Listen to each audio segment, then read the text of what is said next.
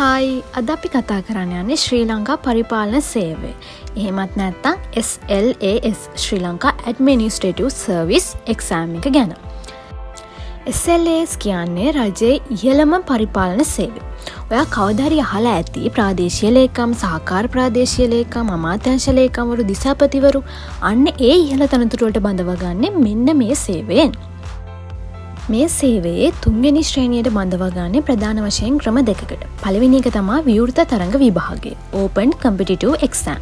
දෙවෙනි එක සීමිත තරඟ විභාගය (Limited Competitive Exam). හැබැයි අද අපි කතා කරන්න යන්නේ ඔයාලා ගොඩ දෙනෙක්ට ඕන වෙන විවෘත තරඟ විභාගය (Open Exam) එක ගැන විතරයි. ඒ කියන්නේ රජයේ සේවයේ නැති කෙනෙක් කොහොමද මේකට ඇප්ලයි කරන්න කියලා. මුලින්ම බලමු මේ විභාගයට තියෙන්න ඕන වයස් සීමාව මොකක්ද කියලා. සාමාන්‍යයෙන් අවුරුදු 22කට නොඅඩු සහ අවුරුදු 28කට නොඇඩි වෙන්න ඕනේ. ඊළඟට තවත් වැදගත් කරුණු කීපයක් තියෙනවා. ඔයා ශ්‍රී ලංකාවේ පුරවැසියෙක් වෙන්න ඕනේ, විශිෂ්ට චරිතයකින් යුක්ත වෙන්න ඕනේ, ඒ වගේම දිවයිනේ ඕනෑම ප්‍රදේශයක සේවය කරන්න පුළුවන් තරම් ශාරීරික හා මානසික යෝග්‍යතාවයක් තියෙන්න ඕනේ. මේ විභාගයට ඉල්ලුම් කරන්න අනිවාර්යෙන් අධ්‍යාපන සුදුසුකමක් තියෙනවා.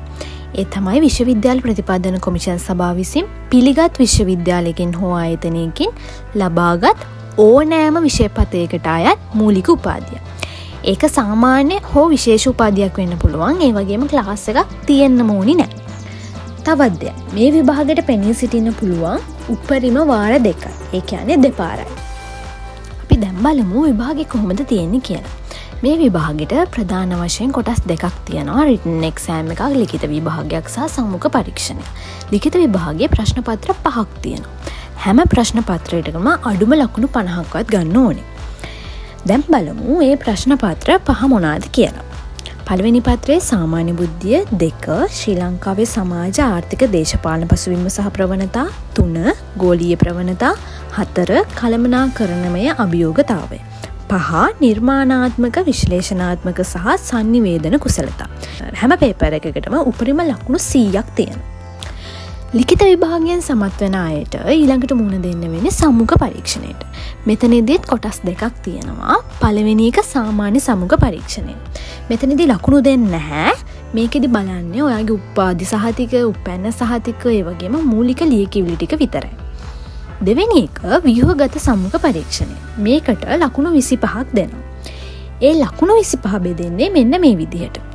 කළමනාකරණ කුසලතාවලට ලකුණු 10යි, නායකත්ව ගුණාංගවලට ලකුණු 5යි, සංනිවේදන කුසලතාවලට ලකුණු 5යි, පෞරුෂත්වයට ලකුණු 5යි. දැන් අපි බලමු කොහොමද අවසාන තේරීම සිද්ධ වෙන්නේ කියලා. මේක ගොඩක් දෙනේ පටලවා ගන්න තැන. රිටන් එක්සෑම් එකෙන් ලිඛිත විභාගයෙන් ගන්න ලකුණු 500න් සහ ව්‍යුහගත සම්මුඛ පරීක්ෂණයෙන් ගන්න ලකුණු 25 දෙකේම එකතුවෙන් තමා අවසාන කුසලතාවය තීරණය කරන්නේ. මේ එකතුව මත පදනම් වෙලා තමා වැඩිම ලකුණු ගන්න අයව රාජ්‍ය සේවා කොමිෂන් සභාව විසින් අවසාන වශයෙන් බඳවා ගන්න. ඉතින් රිටන් එක්සෑම් එකෙන් සම්මුඛ පරීක්ෂණයේ ලකුණු දෙකම එක වගේ වැදගත්. මෙතනදී හැමෝම දැනගන්න ඕන විශේෂ කාරණයක් තියෙනවා. ව්‍යුහගත සම්මුඛ පරීක්ෂණයේදී ඔයාට අභියෝගතාවයකට මුහුණ දෙන්න වෙනවා. එතනදී ඔයාට ශ්‍රී ලංකාවේ සමාජ, දේශපාලන, ආර්ථික සිදුවීමකට සම්බන්ධ ගැටලුවක් ඇතුළත් ලියුම් කවරයක් තෝරගන්න දෙනවා. මේක කියෝලා ඒකට පිළිතුරු සූදානම් කරගන්න විනාඩි 15ක් වගේ දීලා ඔයාට සිද්ධ වෙනවා මේ ගැන අදාළ ඔයාගේ අදහස් ඉදිරිපත් කරන්න. මේකෙදී ඔයාගේ ශනිකව හිතීමේ හැකියාව, සංනිවේදන කුසලතාවය පරීක්ෂා කරනවා. ඉතින් ඔයත් කැමතිද මේ වගේ උසස් රාජ්‍ය සේවයකට ඇතුළු වෙන්න? කොහොමද අයදුම් කරන්නේ? මේ හැමදේම සිද්ධ වෙන්නේ ඔන්ලයින් විදියට. විභාග දෙපාර්තමේන්තුවේ නිල වෙබ් අඩවියේ www.donets.lk හරහා ඔයාට අයදුම්පත් යොමු කරන්න පුළුවන්. නමුත් එක දෙයක් අමතක කරන්න එපා. ඒ අයදුම්පතේ print out එකක් අරගෙන ඒක අත්සන් කරලා සහතික කරලා පෝස්ට් එකෙනුත් යවන්න ඕනේ විභාග දෙපාර්තමේන්තුවට. නැත්නම් ඔයාගේ අයදුම්පත ප්‍රතික්ෂේප වෙන්න පුළුවන්.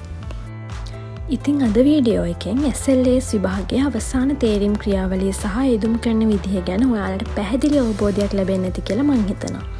මේක අමාරු ගමනක් වුණත් නිවැරදි සැලසුමක් සහ කැපවීමක් තිබුණොත් ඔයාටත් පුළුවන් ශ්‍රී ලංකා පරිපාලන සේවයට එකතු වෙන්න. අද වීඩියෝ එක ගැන ඔයාලගේ අදහස් කමෙන්ට් වලින් දාන්න.